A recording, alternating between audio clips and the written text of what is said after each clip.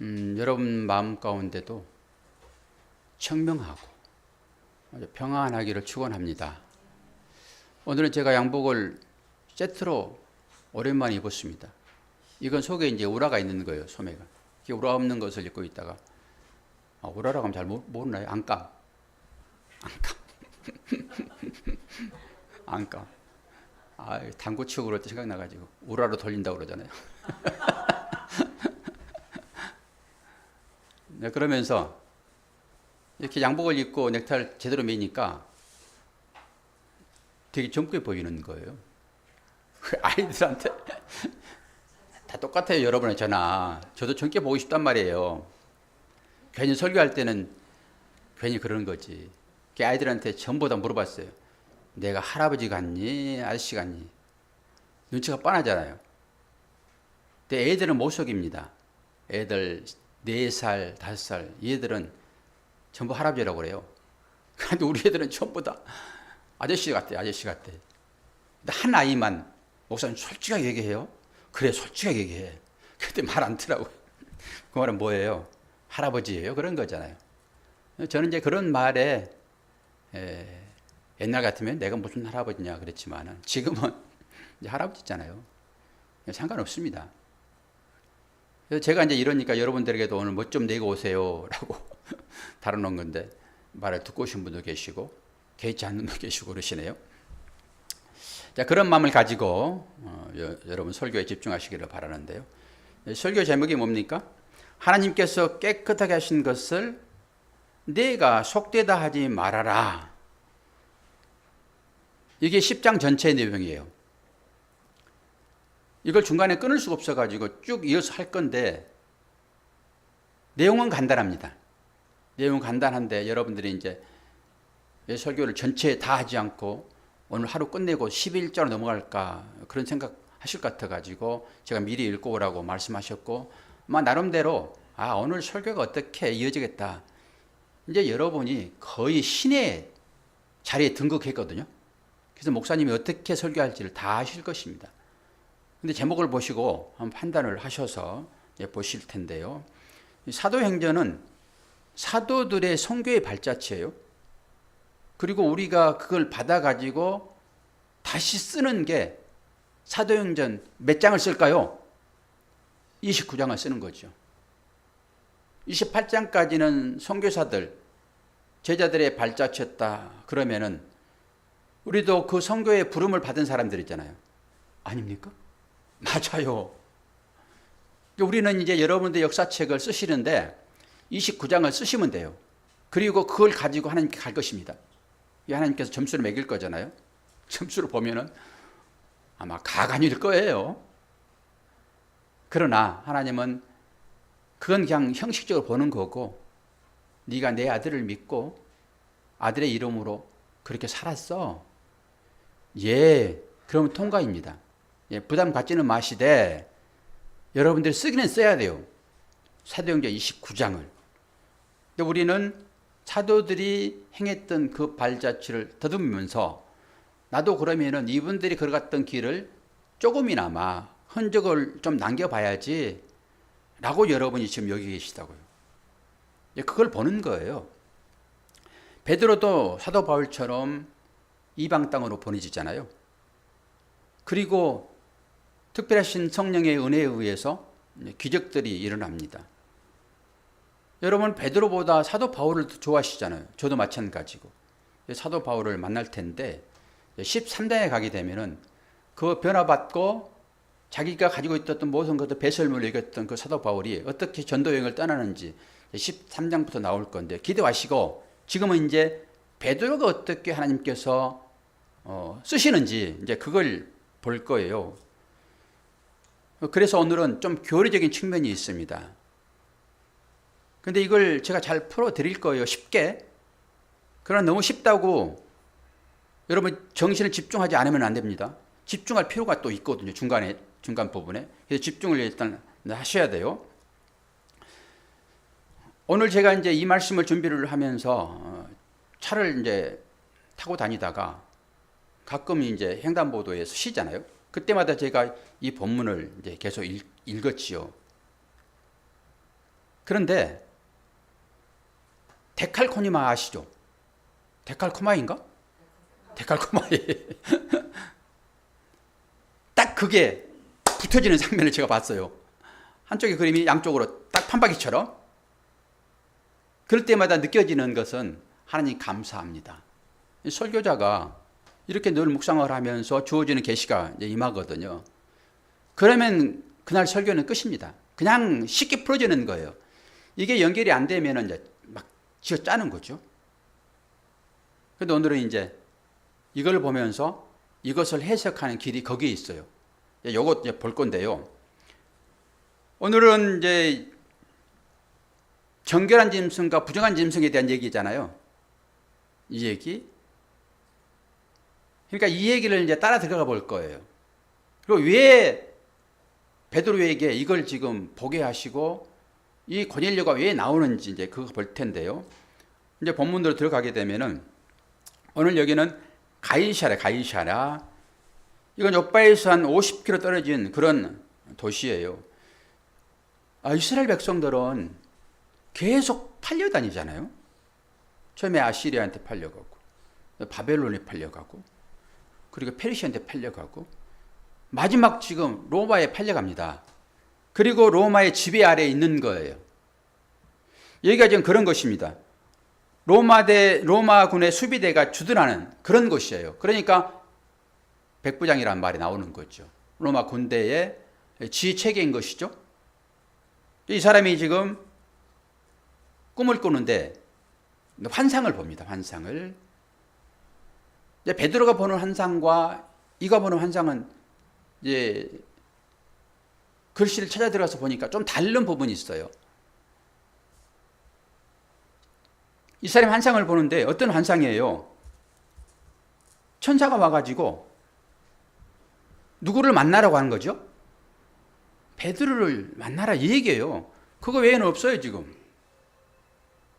그러면 오늘은 이 고넬료가 무엇과 연결되어 있는지, 그리고 베드로가 지금 어떤 시각을 가지고 전도를 하고 있는지 이게 이제 분별되어질 거예요.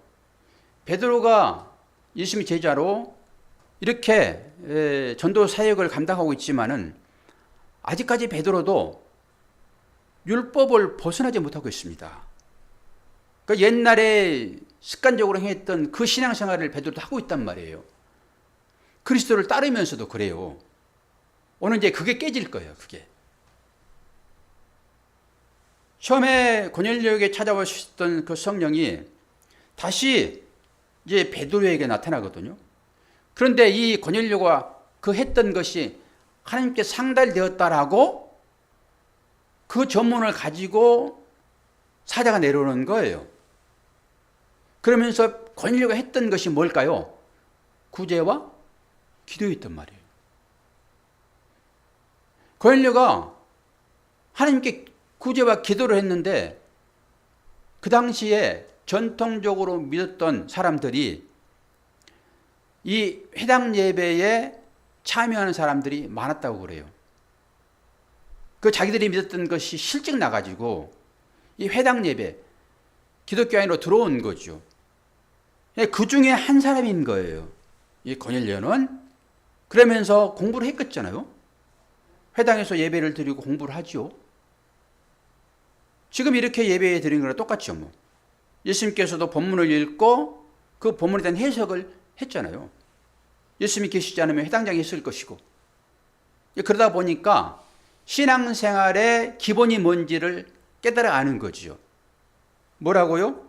구제와 기도라고요. 그러니까 이 하나님을 따르는 이 제자들이, 사도들이 이 구제의 마음을 뺏겼잖아요. 그래서 성령이 충만한 사람들을 세웠을 때 7 집사를 세웠고 거기에 스데반과 빌립이 사용되어지죠. 이 빌립이 뭐 했습니까? 스데반이 뭐 했습니까? 말씀 전했다니까요. 구제하면은 우리는 물질만 갖다 주는 어떤 것으로 생각되어지는데 참 구제는 전도하는 것입니다. 그러니까 일을 했단 말이에요. 7 집사들이.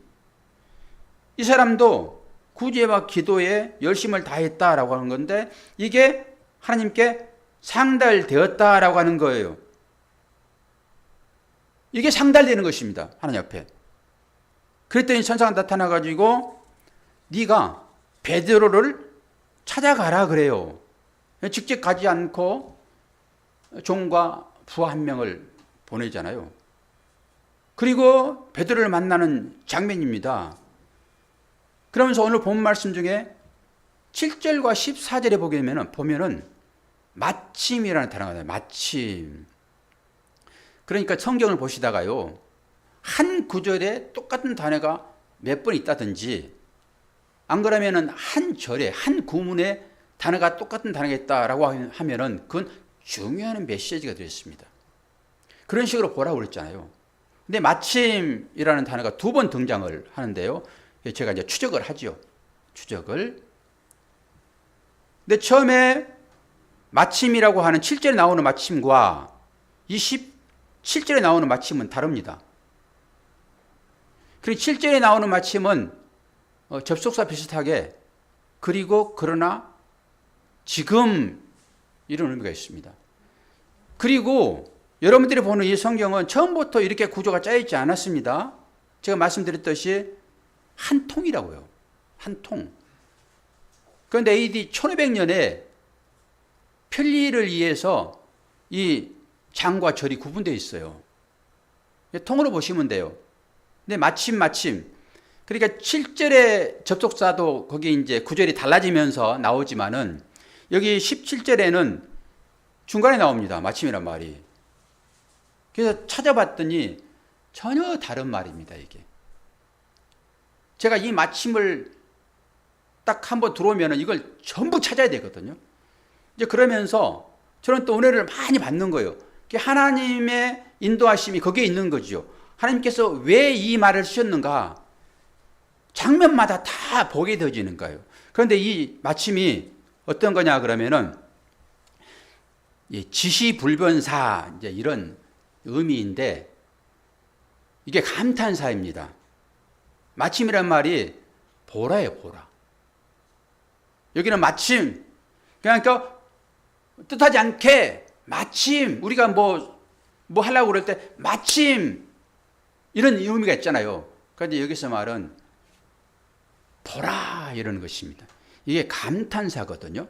이게 보라가 언제 쓰였나 봤더니 이제 보라 하나님의 어린 양이로다 이 뜻 한번 쓰여지는 거고요. 뭐 여러 군데 다 쓰여지는 거예요. 그리고 마태복음 1장 23절도 보라 처녀가 잉태하여 아들을 낳으리니 그때도 쓰여지는 것이고 계시록 이제 22장 12절 보니까 보라 내가 석히 오리니 이 얘기입니다. 지금 이렇게 쓰여질 때는 진짜 하나님의 그 간절한 마음이 지금 여기에 들어있는 거예요. 근데 그런 각도로 성경을 여러분들이 읽으셔야 되는 거예요. 실제적으로 바닷가에 주님이 거니신다. 그때 설교를 하실 때 실제적으로 여러분이 그 바닷가에 짠내도 맡아봐야 되고요. 그 파도 소리도 들으셔야 되고요. 그런 과정 중에서 주께서 말씀하신 것을 듣게 되면은 생동감이 있죠. 그런데 정말로 몸이 건조하게 이거 성경을 읽어버리게 되면 감동이 있질 않죠. 그러니까 제가 이 성경을 찾아가면서 계속 장면들을 보는데 그 하나님의 마음이 읽혀지는 거예요. 오늘 여기도 마찬가지입니다. 마침 이런 얘기는 하나님께서 보라 내가 지금 이 일을 행하고 있다라고 하는 거예요. 보십시오. 옛날에도 사도 바울이 그 사흘 동안 눈은 떴으나 감기는 상태가 됐잖아요. 그것도 하나님이 하신 일들이고 그리고 아나니아에게 야 사도 바울이 거기에 있는데 네가 가가지고 그 사람 안수하여 눈 뜨게 해줘라. 그때도 하나님께 함께 하시는 거고요. 하나님은 늘 이렇게 역사를 하세요. 이게 성령의 양면 역사라고 하는 거예요. 그래서 부름받았다라고 할 때도 너가 내적 부름이 있냐 외적 부름이 있냐 이렇게 물어보는 것이고 여러분이 어떤 감동이 있을 때에도 여러분의 감동만 가지고 행동하지 마시고 다른 상황들을 보셔야 돼요. 오늘 또 베드로에게 찾아오셔가지고 야 내가 거룩하다고 하는 것을 왜 네가 속되다고 왜 이런 얘기가 몇 번 나옵니까? 이것도 몰라요? 3번 나오잖아요. 그게 중요하단 말이에요, 그게. 그래서 마침 이 얘기도 2번 나오지만 중요한 거예요. 그 여러분이 아시다시피 그 기도를 쉬는 죄를 범치 아니하겠다라고 하는 선자가 누구예요? 사무엘이죠, 사무엘. 사무엘의 고백입니다, 그게. 그때 사무엘이 얼찍부터 그 하나님의 성전에서 교육받잖아요. 그때 하나님이 찾아오시잖아요. 그때는 이상이 이제 희미했다라고 하면서 엘리에게 하나님께서 계시를 주지 않는 거죠. 그때 하나님이 찾아오셔가지고 만나주실 때 일어나가지고 하나님 찾아오셔가지고 말씀하시는데 일어나가지고 엘리한테 가잖아요. 선생님 부르셨어요? 이렇게. 그리고 또 누웠는데 똑같이 또 부르는 거예요. 음성이 들리는 거죠. 또 가가지고 선생님 또 부르셨어요? 그리고 또 자는데 3번째 똑같은 부르심이 있어요. 그래가지고 갔더니 엘리가 그때서야 깨닫고, 야 사무엘아, 하나님께서 너를 찾으시나 보다. 이제 넘어가는 거예요, 그게. 엘리에서 사무엘로. 그때서야 사무엘이 주여 내가 듣겠습니다 라고 말씀을 듣는 것입니다. 오늘도 똑같이 성령 찾아오셔가지고 지금 베드로에게 3번 얘기하잖아요. 이건 딱 3일 수도 있으나 이건 완전수입니다. 완전수. 3도 완전수, 7도 완전수, 10도 완전수예요. 그렇게 이렇게 반복되는 어떤 일이 나의 일상 가운데 일어난다. 성경에서만 찾지 마시고 이제 여러분들이 쓰셔야 한다니까요. 사도행전 29장을. 하나님이 어떻게 여러분들의 삶이 찾아오세요?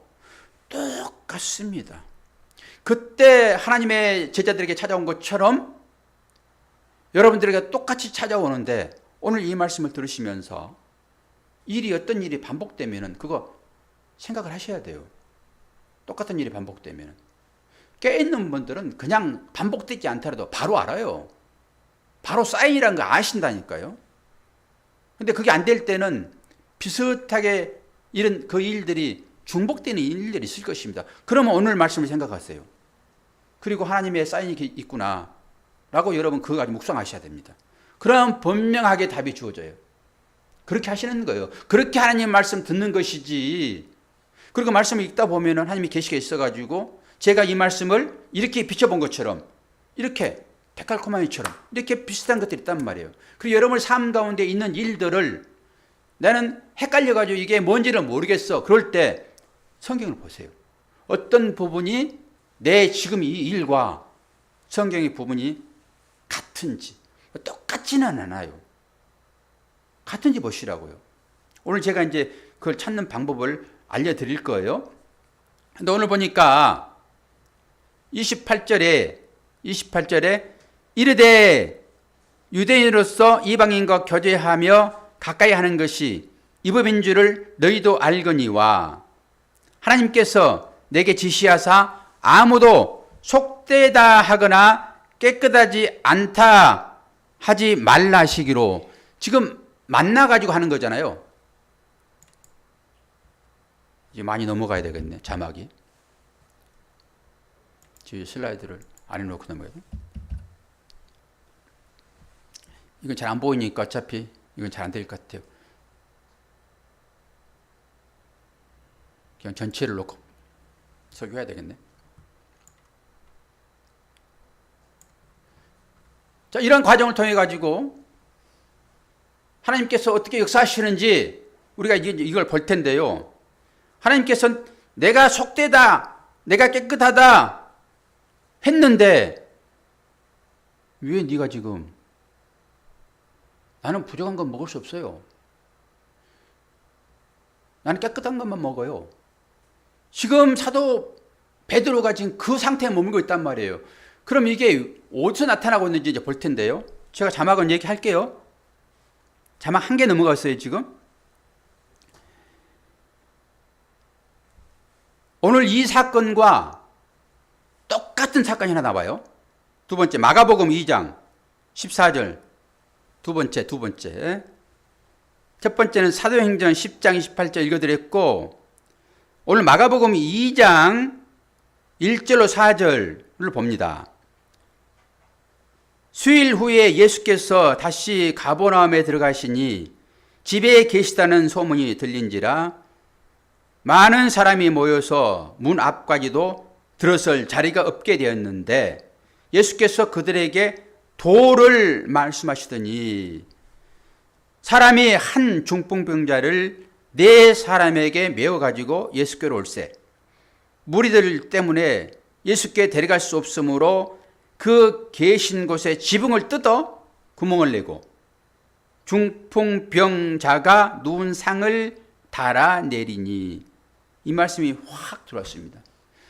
지금 어떻게 고넬료의 베드로가 환상을 보았습니까? 왜 그 환상을 보면서 저건 부정한 건데 나 못 먹어요. 저건 정결하지 않잖아요. 지금 그 얘기잖아요. 지금 하늘에서 큰 보자기 같은 게 내려오는데 이게 네 줄로 메어서 내려오잖아요.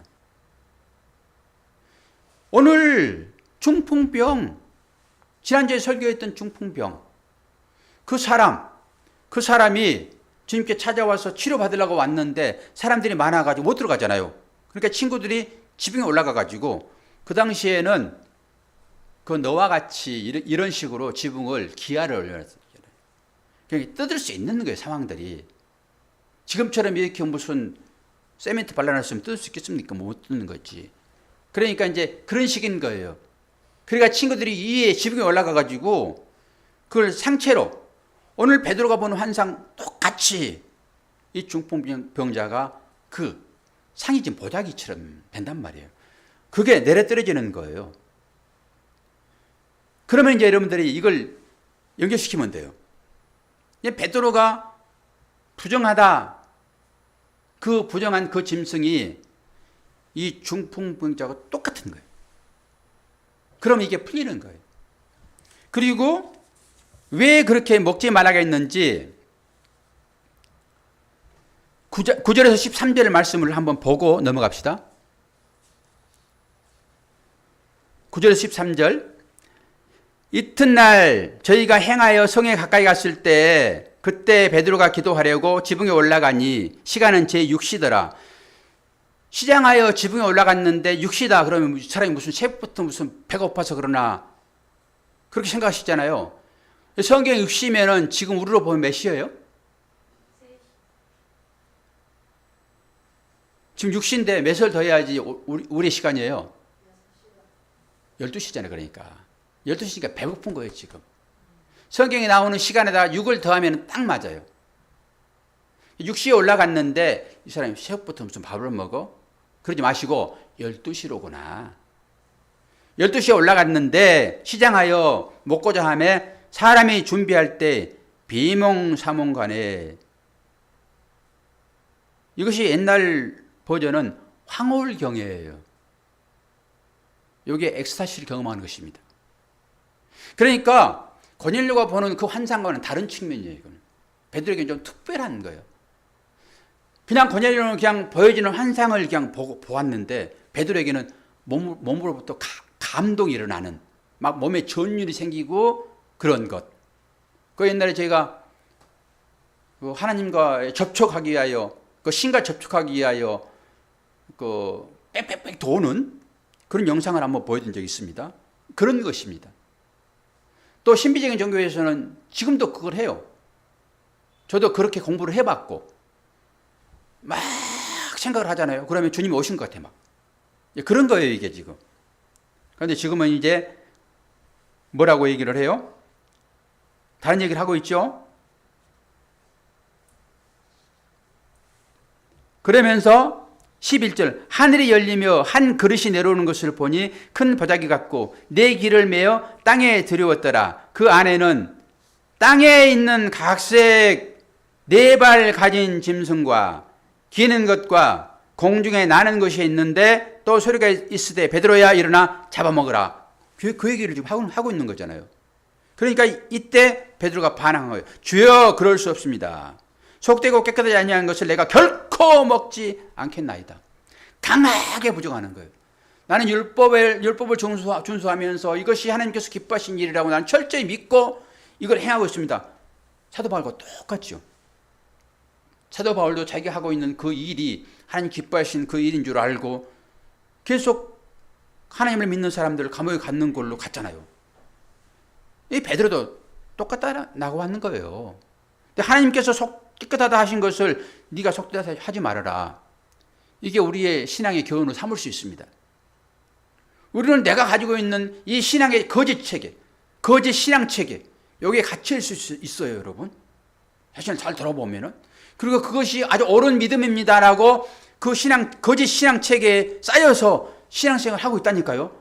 그걸 볼 수 있어야 돼요.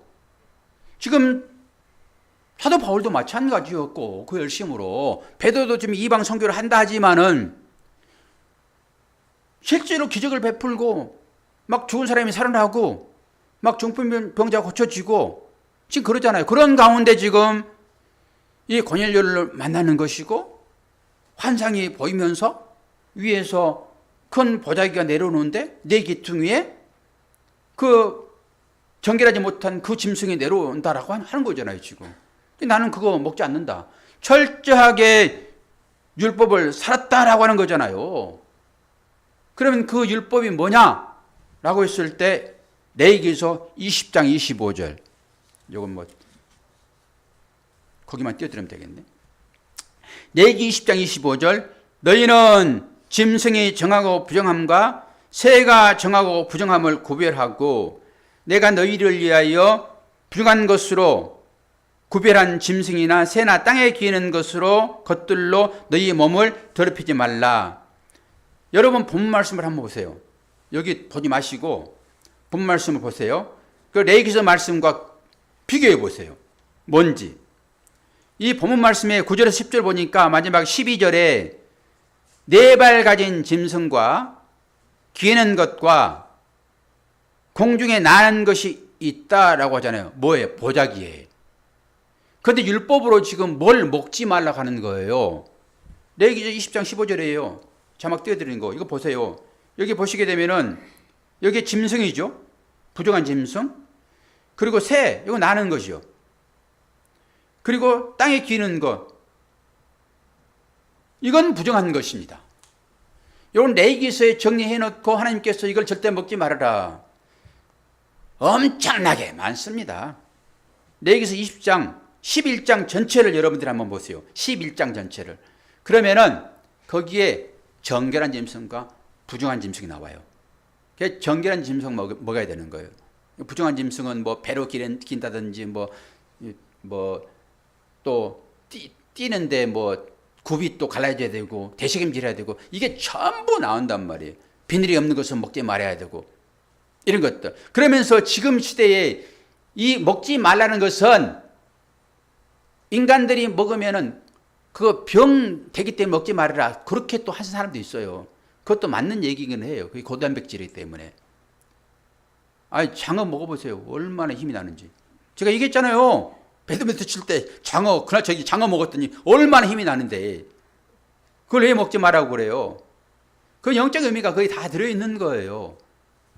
그런데 이걸 먹지 말라고 레위기서에 정해져 있는데 이것이 율법이니까.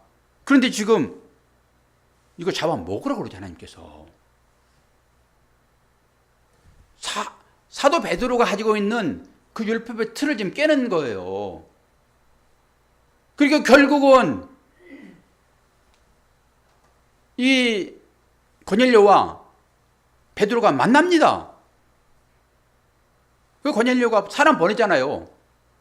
그 무두장이 그건 이제 가죽으로 뭔가를 만드는 사람이에요. 그 피장의 집에 했잖아요, 옛날에는. 가죽으로 뭔가를 만드는 집에 지금 베드로가 있다. 그거 하나만 딱 얘기해도 여러분 창세기에 나오는 짐승 가지고 생각하셔야 돼요. 사도들이 가지고 있는 그 직업은 그냥 주어진 게 아니라니까요. 예수님이 아버지도 목수고 예수님도 목수잖아요. 단순히 짓는 게 아니라니까요. 성전 짓는 거예요, 그게. 그런 개념으로 성경을 다시 보시라는 거예요, 여러분들이. 왜 지금 베드로가 그 피장의 집, 여기는 무두쟁이라 했지만은 그 가죽으로 뭘 만드는 그 집에 있겠냐고요. 아니 그렇게 보면은 성경이 더 확실하게 보여지는 것이고 은혜가 되어지는 것이죠. 단순히 그냥 직업이 아니라 여러분들에게 주어지는 직업 하나하나가 전부 영적인 측면이 다 들어있는 거예요. 해석해 보세요. 하나하나가 다 그렇다니까요. 여기 이제 내비게이션 만드신 것이잖아요. 관리하신 분 계시잖아요. 그건 뭐예요? 인간이 길을 헤맬 때 그 길을 찾아주는 그 가이드. 나는 길이요 진리요 생명이다.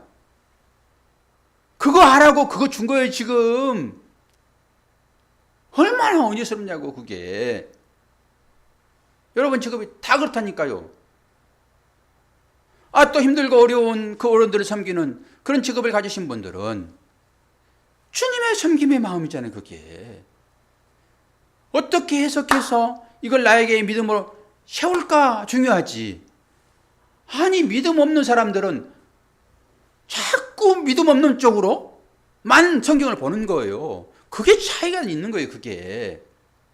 믿음 있는 사람들은 어떻게 하면은 전부 다 이런 일들을 믿음으로 바꿔낼까라고 생각하는가 하면은 믿음 없는 사람들은 이게 과학적으로 맞냐 이게 상식적이야? 전부 그렇게 얘기해가지고 성경을 편집해버린다고요. 뭐가 옳겠어요 여러분. 부부간에 싸우더라도 내지는 어떤 사람에게 내가 뭐 사기를 한 번 쳤더라도 와 나는 원래 천성적으로 이 사기꾼이로구나 이게. 그러면서 어디로 가야 돼요? 그 십자가 3개 옆에 1개 그리 가셔서 주님 앞에 고백하면서 헛되게 나 같은 이 사기꾼도 믿음의 고백을 한번 하면은 구원해 주십니까? 자기 행위가 어디 있습니까? 십자가에 내려와서 뭐 해야지 행위가 나오는 것이지. 그 십자가에서 고백 한마디 했는데 그가 살려지잖아요. 그리 가면 되는 것이죠. 선한 일에 해도 마찬가지고 그 믿음으로 취해가지고 여러분들이 믿음으로 보면 되는 거예요. 그러면서 이거 하나 정리하고 말씀 이제 종결할 텐데요. 디모데전서 4장 3절에서 5절. 이게 여러분들의 현재예요. 읽어놓고 제가 설명해 드릴게요. 혼인을 금하고 어떤 음식물을 먹지 말라고 할 터이나 음식물은 하나님이 지으신 바니 믿는 자들과 진리를 아는 자들이 감사함으로 받을 것이니라. 하나님께서 지으신 모든 것이 선하심에 감사함으로 받으면 버릴 것이 없나니 하나님의 말씀과 기도로 거룩하여짐이라. 이것이 여러분의 현재예요. 그렇게 여러분의 현재가 과거와 연결되어 있어야 되고 과거는 율법입니다. 그리고 여러분이 또 미래와 연결되어 있어야 되는 거예요. 미래를 끌어서 오늘 현재를 사시고 과거를 끌어서 오늘 현재를 사셔야 돼요. 그러니까 현재만 있고 과거도 없고 미래도 없으면 여러분 꽝입니다. 이 과거에 내가 어떤 것인지를 여러분 아셔야 되잖아요. 그래야지 내가 그 속에 이 율법주의로 하나님을 어떤 틀에 가둬놓고 이렇게 해야지만이 하나님 기뻐하시는 것이야 라고 생활하는 게 율법 아닙니까? 그런데 그 율법에서 해방시키는 것이 십자가인 것이고 그게 은혜이고 그게 미래잖아요. 이게 해방이고 이게 자유인 것입니다. 그렇게 현재를 사시는데 여러분이 이 과거와 이 미래를 동시에 사셔야 한다는 거예요. 이게 여러분의 현재예요. 그래서 이미와 아직이란 말을 이해를 하셔야 되고요. 다 해결했다고 그러잖아요 지금. 구약에서는 먹지 말아라 라고 하는 율법이 주어져 있고 그걸 먹게 되면 너는 부정한 자야 라고 성 밖에 살아야 돼요. 진 밖에. 그게 문둥병자 아닙니까? 그런데 아니 말씀과 기도로 감사함으로 받으면은 버릴 것이 없다고 그러잖아요. 여러분, 그래서 우리가 자유롭게 비늘을 있는 것도 먹고 굽 갈라지 않는 것도 먹고 감사히 먹으면은 저 고사 지내는 거 보고도 먹는 거예요.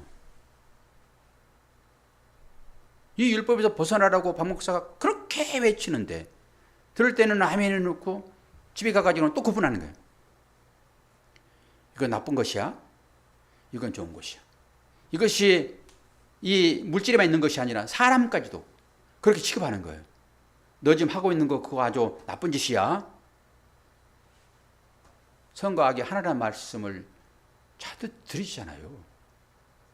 그래서 현재를 사시면서 여러분이 그 죄악 가운데 있었던 그 돼지 우리에서 지업 열매로 아기다툼하게 살았던 그가 나이고, 그리고 그를 구원해 주시는 그 하나님의 은혜, 그 은혜가 나한테 임했잖아요. 지금 여러분 성전 되셨잖아요. 그렇게 현재를 사시는데 이거 다 보시란 말이에요. 중간에 내가 염려할까 봐서 이 말씀을 다시 껴넣는 거 잊어버릴까 봐서 또 율법에 사로잡혀가지고 정결한 것이 무엇이고 부정한 것이 무엇인가 이거 구분할 것 같으니까 미리 가운데 이 말씀을 넣어놓는 거예요. 그리고 이제 오늘 그 얘기가 뭘 얘기하고 있는지를 말하고 끝낼 거예요. 설교는 이 지금 베드로가 환상을 지금 보고 있잖아요.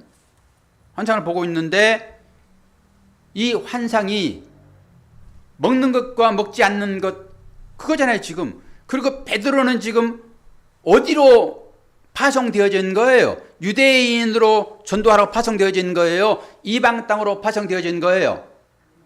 이방 땅으로 파송되어진 거라고요. 그런데 이방은 구원이 없어요. 기본적으로 그들에게. 성령이 그들에게 임하지 않는단 말이에요. 여러분 성경 보셨으면 성령이 막 임하잖아요. 그들이 생각하는 사고방식은 이방 땅에 성령이 임하지 않아요. 그들은 구원에서 죄됐으니까. 자기들만 구원받는다라고 하는 그 사상이 유대인들에게 있었단 말이에요. 그러니까 이런 얘기 하는 거예요. 너 이방 땅으로 지금 보내졌지? 그러면 그들은 너희들이 생각하는 그 거룩하지 않는 짐승을 먹는 거랑 똑같아 그들은. 그런데 이 고넬료가 누구예요 지금? 로마 백부장이잖아요. 그를 구원하러 가는 거예요 지금. 네가 생각할 때는 이들과 상종도 하지 말아야 되잖아요. 이들은 부족한 것이니까. 이방 사람이니까. 그런데 그가 기도와 구제를 했다라고 하니까 이 열심이 있는 거예요. 얘에게는. 사도 바울의 열심처럼 사도 바울도 사람을 감옥에 가두는 그 열심이 있었잖아요. 이게 율법이라니까요. 우리가 뭔가 할 때 이 율법적인 것이 나온단 말이에요. 기본적으로. 하나님은 그런 사람을 쓰시는 거예요. 아무것도 하지 않는 사람 하나님 안 쓰십니다.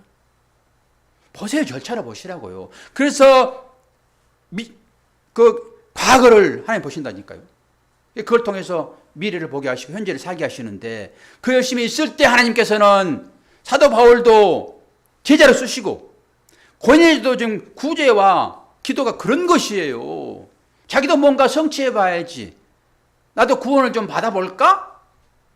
나도 이렇게 하면 하나님 나라를 간다고 하는데 나도 해볼까? 이 모든 사람들이 전부 거기에 갇혀서 이 율법주의로 신앙생활을 하고 있다면 제가 보기에는 거의 그렇습니다.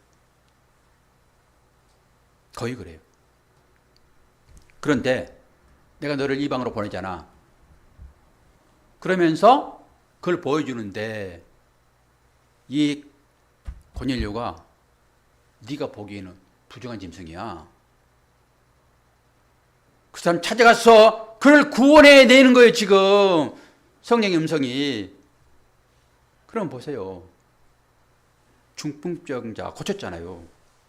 베드로가. 중풍병은 뭐라고 그랬어요? 한편에서 풀어져 버린다. 이런 의미. 한편에서 풀어져 버린다. 그러니까 한편에서 풀어져 버리면은 똑바로 서지 못하니까 어떻게 되는 거예요? 누워버리잖아요. 그래서 그 누워있는 사람이 누구예요? 탑이다. 여자 다윗 이렇게 설명해 드렸잖아요. 한쪽에서 풀어지게 되면 눕게 되는데 눕는 것은 죽는 것이고 그게 답이 되었다. 그리고 그 다윗아가 했던 그 일이 속옷 찢는 것, 겉옷 찢는 거였잖아요. 그래서 베드로가 찾아가가지고 다윗아 일어나요 그러잖아요. 오늘 우리 주일학교 예배 다리다 꿈 소녀야 일어나라. 주님이 똑같이 일하시잖아요. 소녀야 일어나라. 그때 소녀가 일어나잖아요. 나사렛에 나오라. 그 일을 지금 사도들이 하고 있다니까. 똑같이. 그러면서 다비다 일어나라고 그럴 때 다비다가 일어났잖아요. 그 일어나게 해서 뭐 하는 거예요? 세우는 거. 언약으로 세우는 거예요. 그게. 서다라고 하는 것은 언약으로 세워졌다. 언약의 기둥이 되었다. 이런 의미란 말이에요. 중풍병자가 단순히 중풍병자가 아니라 너 그렇게 살면은 다비다처럼 죽는 거야. 그거 한번 보여줬고 지금 하늘에서 지금 네 귀에 보자기 같은 게 내려왔는데 그 속에 이 짐승들 이것이 똑같이 중풍병자 그가 위에서 상을 내려가지고 그 안에 있는 게 뭐예요? 그게 중풍병자잖아요. 그게 그대로 있으면 안 된다라고 하는 거예요. 고침 받아야 돼. 그 얘기를 똑같이 하고 있다니까요. 지금 율법으로 사는 모든 사람들은 다 그런 삶을 살더라. 이 고넬료도 지금 아니 기도하고 구제하는 일에 열심을 다했잖아요. 지금 이게 딱 사도 바울이 율법의 삶으로 이렇게 하면 기뻐하시겠지라고 하는 율법이란 말이에요. 그래서 제가 늘 강조하는 부분이 여러분 율법도 알아야 되고 은혜로 알아야 되는데 율법에 있으면 죽습니다. 그건 주님의 반대편에 있는 거잖아요. 주님이 계속 그 바리새인들, 서기관들, 제사장들과 언쟁하잖아요. 안식일 때 막 찾아가가지고 안식을 범하잖아요. 그건 아니라고 하는 거예요. 그것은 어떻게 주님과 싸워가지고 총구하실 거예요. 그러니까 여러분의 신앙 형태가 열심인 것 같은 이 구제와 열심인 것 같은 이 기도와 사도 바울의 그 열심 이건 아니라고 하는 거잖아요. 지금 그러면 여러분이 여러분의 신앙 형태를 살펴보게 되면은 김은숙 집사님 본인의 신앙생활을 살펴보게 되면은 회개하기 전에 사도 바울이에요. 안 그러면은 구제와 열심을 기도를 다했던 이 고넬료예요.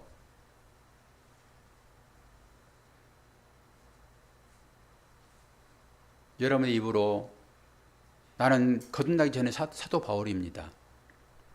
여러분의 입으로 나는 구제와 열심을 다했던 그런데도 불구하고 하나님께서 그걸 인정하시고 나를 회개의 자리로 오게 하시는 그 베드로가 내가 속되다 한 것을 내가 깨끗하다 한 것을 네가 고발하지 말고 내가 지금 깨끗하다 했잖아. 그러면 너는 이제 그거 먹는 거야. 우리의 생각으로 신앙생활하지 마시고요. 말씀이 뭘 얘기하고 있는지 보시고 그게 들어가는 거예요. 그러면서 여러분이 의인 됐다라고 하는 그 의미는 어떤 전제예요? 나는 죄인 중에 괴수예요. 죄인이 아니고 나는 죄인 중에 괴수라니까 하나님. 그런 사람을 주께서 그래 네가 의인이지. 그런 사람만 주님을 찾지요. 물에 빠진 사람이 살려달라고 하나님을 찾지요. 그러지 않겠습니까? 내가 어떤 마음으로 하나님 찾는지를 잘 보시라고요. 그래서 그 율법의 행위가 마지막에 나와야 된다고 하는 거예요. 제가 이걸 이해를 하셔야 돼요. 이 부분을 율법의 행위에 있다가 구제와 기도를 열심히 하면은 하나님께서 그걸 보시고 그래 내가 너의 기도를 들었느니 이제는 구원받는 게 뭔지 내가 너를 기도하여 성령 보내서 알게 할게. 그게 오늘 전체적인 맥락이라니까요. 그러니까 이것도 아니에요 저것도 아니면 안 된다라고 하는 거예요. 그래서 기본적으로 여러분들의 죄인식을 하시기 위하여 하나님께서 율법을 들이미는 거예요. 율법을 그 율법만이 여러분들을 죄인으로 인정하니까. 그러면 그 죄인은 기본적으로 뭐예요? 살려주십시오. 죄의 싹은 사망이니까. 여러분 언제 하나님께 한번 나 좀 살려주세요 여러분 해봤어요? 하나님께 하나님 나 죽겠어요 한번 살려주세요. 이 육신의 아픔을 가지고도 한 번 해봤냐고요. 그런 것을. 그러니까 살려준 게 뭔지도 모르는 거예요. 어떤 사람은 목사님 살려주세요. 내가 어떻게 살려줘. 하나님 기도해야지. 얼마나 간절하면은 목사님 살려주세요. 저를 붙들고. 본인을 살려다는 게 아니에요. 목사님 살려주세요. 얼마나 간절하면 그런 기도가 나오겠냐고요, 여러분. 하나님께 기도해야 되죠. 그렇게 제가 그 자리에서 얘기했지만은 여러분 그렇게 위기에 처한 그런 상황이 있었냐라고 하는 거예요. 그리고 그 가운데서 여러분 해결 받았습니까? 그 얘기를 하는 거예요. 그래서 내 몸이 살 때 이 몸이 가지고 있는 참 생명이 뭔지를 그때서 아는 거예요. 그래서 건난 생명만이 여러분 참 생명입니다. 그러니까 구제와 기도를 열심히 했던 그에게 이게 율법이니까 그것이 품고 있는 것이 뭔지 내가 알려줄게 라고 성령 보내셔서 그를 구원하신다니까요. 그러니까 이 율법의 행위도 없으면 안 되는 거예요, 여러분. 그리고 그 은혜에 돌아가지고 이제 은혜를 알았으니까 나 이제 구제해야지. 나 이제 기도해야지. 이게 자유인 거예요. 그거 했다고 구원받고 안 했다고 구원받지 않습니까? 아니란 말이에요. 구원받은 자가 하는 것입니다. 그게. 자유를 누리시란 말이에요. 그런 부분에 있어서. 그런데 뭔가 알아야지 뭐 자유를 누리든지 말든지 할 거 아닙니까? 이런 부분을 정리를 하셔야 되는 거예요. 여러분 스스로. 이게 정리 안 되면은 지금 들은 것 같지만은 다 이해한 것 같지만은 또 헷갈리는 거예요. 이런 부분들이. 저도 이제서야 이게 정리가 되는 거예요. 이제서야. 그러니 오직 하겠냐고요. 그래서 마지막 때 내가 믿음을 포기했다라고 하는 것입니다. 믿음을 붙다라고 하는 거예요. 거기까지 여러분 내려가시는 거예요. 거기까지. 그래서 하나님께서 계속 밀고 쳐들어오시는 것입니다. 이렇게. 쳐들어오셔가지고 깨닫게 하시는 거예요. 그때서야 하나님 은혜가 뭔지를 아는 거죠. 그래서 은혜 얘기하는 거예요. 어떨 때 여러분 은혜 얘기하십니까? 여러분들이 기도할 때 뭐가 돈이라도 좀 주어지게 되면 하나님이 은혜라도 그러잖아요. 맞습니다, 여러분. 그걸 통해서 하나님을 아시라는 거예요. 그걸 통해서. 여러분 돈이 없어 보세요. 은혜는 무슨 은혜예요, 지금? 아빠 가지고 지금 죽게 생겼는데 무슨 은혜냐고요? 당장 거기서 해결해야지. 그런 자만 은혜가 뭔지를 알아요. 그런 자만. 그 은혜를 깨닫도록 그런 일이 주어지는 거라니까요.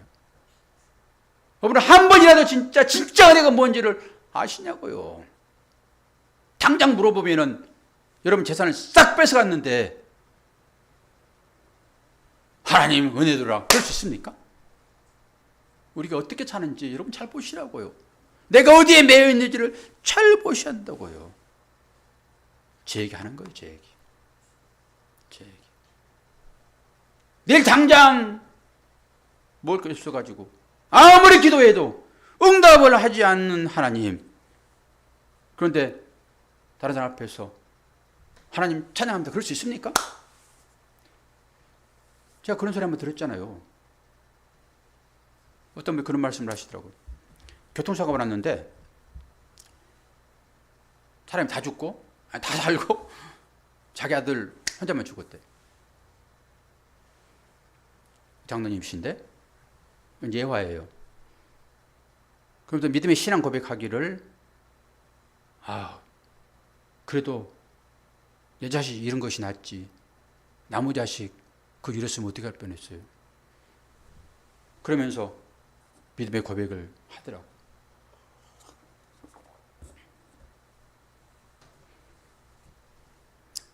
제가 생각하는 믿음은 그거 아니에요. 여러분이 선택을 한번 한다 생각해 보세요. 선택을. 사실 일이 벌어졌으므로 그런 얘기를 할 수 있으나 위장된 믿음입니다, 여러분. 실제적으로 선택을 한다 했을 때 다 살리고 내 자식 내가 희생할게요. 누가 그런 얘기 할 수 있습니까? 버려졌으니까 그런 얘기를 할 수 있어요. 선택하라 하면은 여러분 자식 데리고 다 도망가요. 다른 사람 죽든지 말든지 상관없어요. 안 그래요? 버려졌으니까 위안 삼아서 다른 사람 눈도 있고 장로니까 그래도 내 자식 죽은 게 감사하지. 말이 돼요? 여러분 말이 되냐고요? 그게. 당해보지 않으니까. 믿음이 뭔지를 모르니까. 하나님의 은혜가 뭔지 모르니까. 우리가 그렇게 신앙생활하고 있어요. 전부 겉에 드러난 것만 가지고 하나님 괜찮죠? 실제로 그런 과정을 겪어보시라고요. 그 말이 나오는지. 우리가 그렇게 신앙생활하고 있어요. 제가 보기에는 전부 다 그냥 그래서 전부 해치란 무덤이라는 거예요. 겉으로는 위장해가지고 복잡하게 꾸며놨지만은 그것 여러분 들어가 보세요. 시체 썩은 냄새가 진동하지. 여러분 아니라고요? 하나님 앞에서 가서 한번 얘기해 보세요. 그런 자각이 될 때 하나님은 이거 뭔지 알아요. 그런 자각이 될 때. 그래, 네가 그런 사람이야. 네가 너를 알았구나. 그래서 내가 내 아들을 네 대신 죽이는 거야. 왜? 내가 너를 살리기로 언약했으므로. 뭘 잘해서 구원받냐고요. 그래서 율법과 은혜를 알지 못하면 여러분 구원 없습니다. 그래서 배우시라는 거예요. 정리하시라는 거예요. 그래야 은혜가 되고 자유로움이 있고 내가 설령 뭘 좀 잘못하더라도 나를 용서할 수 있는 거예요. 하나님은 그걸 통해서 나를 구원자로 부르셨으니까 그 용서가 되는 것입니다. 그래서 다윗이 그 고백하는 거예요. 나는 사람한테 죄짓지 않았습니다. 담대하게. 나는 사람한테 죄짓지 않았습니다. 혹여나 여러분들이 어떤 삶에 놓이실지라도 그것은 믿음으로 오게 하는 좋은 기회인 거예요. 잘 보시고 잘 견디시고 이 땅의 삶은 금방 지나갑니다. 제 장모님 하나시죠? 지난번에 금방 이도가다고 찾아갔는데 또 어떻게 기록을 찾으셔가지고 딸들 알아보고 우리 장모님한테 이제 치매 걸리니까 이 사이가 이쁜 사이로 변했어요. 한 번도 칭찬을 안 했어요. 그분이 입이 무거운 분이라 말 잘 안 하시는데 나를 보고 이쁜 사이 왔네. 얼마나 천진난만에 웃는지. 우리가 다 그렇게 하는 날에 갈 거예요. 그렇게 얼마 안 남았다니까요. 사랑하고 사세요. 효도하시라고요. 김사님에게 어머니 옆에 모실 수 있도록 주신 것은 효도할 수 있는 기회예요. 최선을 다해서 사랑하세요. 부부는 한 번 떠나면 다시 돌아오지 않습니다. 살아계신 부모 잘 섬기시고 그분이 우리와 신앙에 같든지 안 같든지 상관없습니다.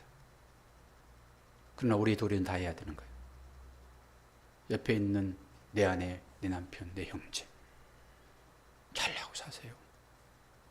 이 땅의 것으로 아웅다웅 싸우다가도 정신 차리시고 그거 아무것도 아닌 거예요. 다 지나간 것들이에요. 거기에 인생 목매하지 마시고 그거 가지고 미워하지 마시고 하나님 복음 안에서 잘 사세요. 조금씩 양보하시면서. 아유 이러다 보니까 내 유언 같네. 유언은 아니에요. 나 오래 살 거 오래. 우리 장모님만큼 살아야지. 이 믿음 안에서 생활하시는 여러분 되시기를 축원합니다. 기도하겠습니다.